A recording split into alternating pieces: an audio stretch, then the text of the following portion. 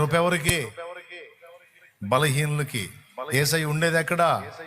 బలహీనతలు. మేము బలహీనమని గుర్తించిన వారి దగ్గర. యేసయ్య పిలిచేది ఎవరినే?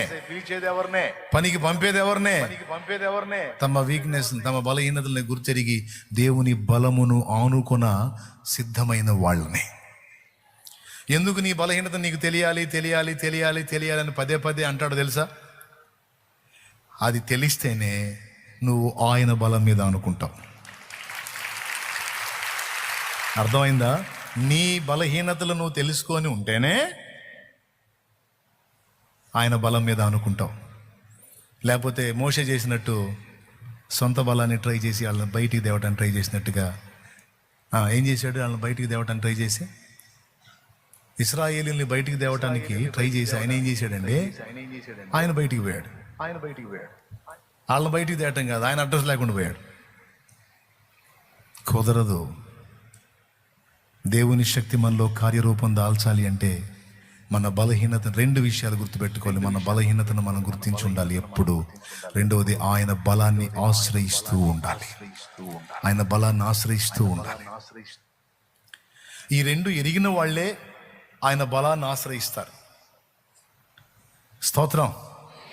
ఈ రెండు ఎరిగిన వాళ్ళే ఆయన బలాన్ని ఆశ్రయిస్తారు. ఆయన యందు విశ్వాసం ఉంచగలుగుతారు. అలా ఉంచుట ద్వారా అన్ని పొందగలుగుతారు. అంతే. ఇప్పుడు యేసు ప్రభు సిలువలో ప్రాణం పెట్టింది కొందరి కోసమా అందరి కోసమా? పెద్దగా చెప్పండి, మీరు చెప్పండి. మరి అందరు రక్షించబడ్డారా? మీరేమన్నారు? ఇప్పుడు అందరి కోసం ప్రాణం పెట్టాడు అన్నారు. మరి అందరు రక్షించబడ్డారా? మరి ఎవరు రక్షించబడ్డారు? ఎవరు విశ్వసించారో, ఎవరు ఆయన్ని స్వాగతించారో, ఎవరు తమ అపాత్రతను ఒప్పుకున్నారో వారు రక్షించబడ్డారు.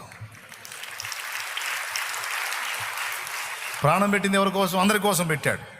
కానీ ఎవరు దక్కించుకున్నారు దాన్ని? కొందరే దక్కించుకున్నారు. అందరికీ దక్కలా. ఇదే విధంగా దేవుని కార్యాలన్నీ కూడా విశ్వసించిన వారే దక్కించుకుంటారు. దానికి ముందు తమ అపాత్రతను, అయోగ్యతను, బలహీనతను ఎరిగిన వారై దేవుని బలమును ఆశ్రయించువారై ఉండాలి. అట్టివారే, ఆ విశ్వాసం ఉంచేవారే దేవుని కార్యాలన్నీ పొందుకుంటారు. ఇంతవరకు ఎంతమందికి అర్థమైంది? ఇంకా మళ్ళీ పేతురుగా డైలాగ్ ఉంటుందా? మేడం పెడతాం వేడనే డైలాగ్ ఉంటుందా?